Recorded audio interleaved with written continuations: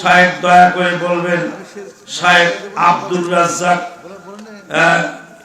আব্দুর রাজ্জাক বিন ইউসুফকে কেন সংগঠন থেকে বের করা হলো? হ্যাঁ, একই প্রশ্নের উত্তর ওটা আব্দুর রাজ্জাক সাহেবের ভাষাই বলতে হয়।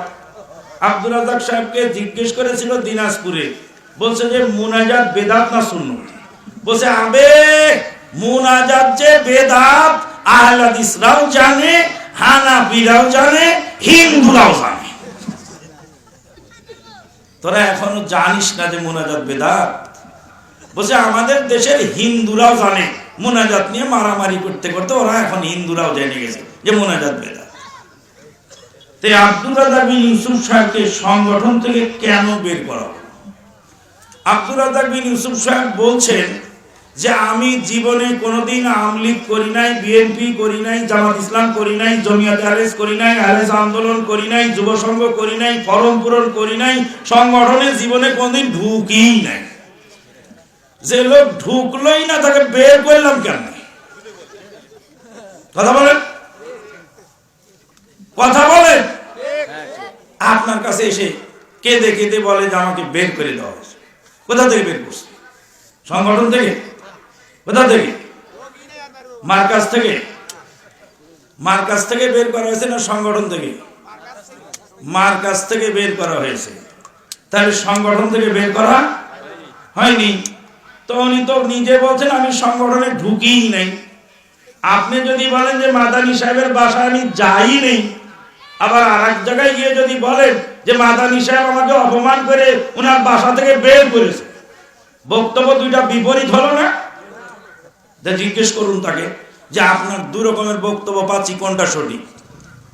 আপনি একবার বলছেন সংগঠনে ঢুকেই নেই, আবার বলছেন সংগঠন থেকে বের করে দেওয়া হয়েছে। কাজেই বক্তব্যের প্রশ্নের রেজাল্ট তার কাছেই পাবেন। আল্লাহ পাক আমাদেরকে সঠিক বোঝার তৌফিক দান করুন। শেষ কথা যেটা, সেটা হলো এই, শায়েখ আব্দুর রাজ্জাক বিন ইউসুফ তিনি আমাদের দ্বীনি ভাই।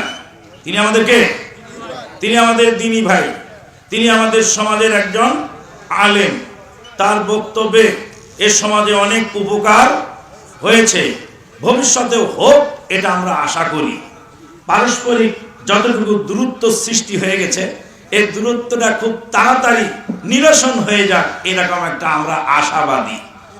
কিন্তু এক শ্রেণীর দালাল আছে, যে দালালদের দ্বারা এটা সম্ভব নয়। কারণ আমি হয়তো একটা ভালো কথা ভালো সেন্সে বললাম, একজন ওটাকে রেকর্ড করে এই দেখুন শায়েখ আমানুল্লাহ মাদানী আপনার বিরুদ্ধে কি বললেন, এইভাবে দালালি করতে গিয়ে দেখা যাচ্ছে দূরত্ব আরো কি হয়ে গেছে, বের হয়ে গেছে, বৃদ্ধি পেয়ে যাচ্ছে। কাজেই যারা দূরত্ব বৃদ্ধি করার চেষ্টা করছে, আমার বাপ সবে বরাতের হালুয়া রুটি খেয়েছে, বাপকে আমি ছাড় দেই নাই, বাপের সাথে লড়াই করে হালুয়া রুটি বন্ধ করেছে। আমার চাচা বাপ 5 ওয়াক্ত ফরজ সালাতের মুনাজাত করেছেন। এই বেদাত সমাজ থেকে তুলতে বাপ এবং চাচার সঙ্গে সংগ্রাম করতে হয়েছে। ডক্টর সাকাত সাহেবের বক্তব্য শুনে গেলেন যে আহলে হাদিস আন্দোলনের নামই হলো আপসীন আন্দোলন। তাহলে আমার বাপকেও যদি আমি ছাড় না দেই, তাহলে পৃথিবীতে কাউকে ছাড় দেওয়ার সুযোগ নেই। এটা হলো দিনের মাসলা। দিনের মাসলা যদি মক্কার ইমাম ভুল করেন, কথা আবার ভালো করে বলুন, কেউ হয়তো বলবেন যে যার ভুল তাকে বললেই তো হয়, যার ভুল তাকে বললে সে সংশোধিত হতে পারে, কিন্তু জনগণ সংশোধিত হতে পারবে না। মক্কার ইমাম যদি 25 লাখ মুসল্লির সামনে ভুল করে, লোকমা দিবেন কি ইমামের বাড়িতে? কোথায় দিবেন? কোথায় দিবেন? ওখানেই দিতে, 25 লাখ মানুষের সামনে দিতে হবে। যে সমস্ত আলেমদের ভুল নেটে ভেসে বেড়াচ্ছে, তাদের ভুল নেটেই সংশোধন করতে হবে। আসসালামু আলাইকুম। ওয়ালাইকুম আসসালাম। বিয়ের আগে হজ করা যাবে নাকি? হজ করে দেখেন যায় কিনা। বিয়ের আগে হজ করা যাবে না? অবশ্যই যাবে, এতে কোনো সন্দেহ নেই। শায়েখ দয়া করে বলবেন, ইমাম যখন রুকুতে যাবে তখন যদি মুসল্লি ওই রুকু পায়, তাহলে রুকুটি কি তার রাকাত বলে গণ্য হবে? এটা ইখতিলাফি মাসআলা। কিছু উলামায়ে কেরামগণ বলছেন ওটাকে রাকাত বলে গণ্য করতে পারেন, আর কেউ কেউ বলছেন রাকাত বলে গণ্য করা ঠিক হবে না।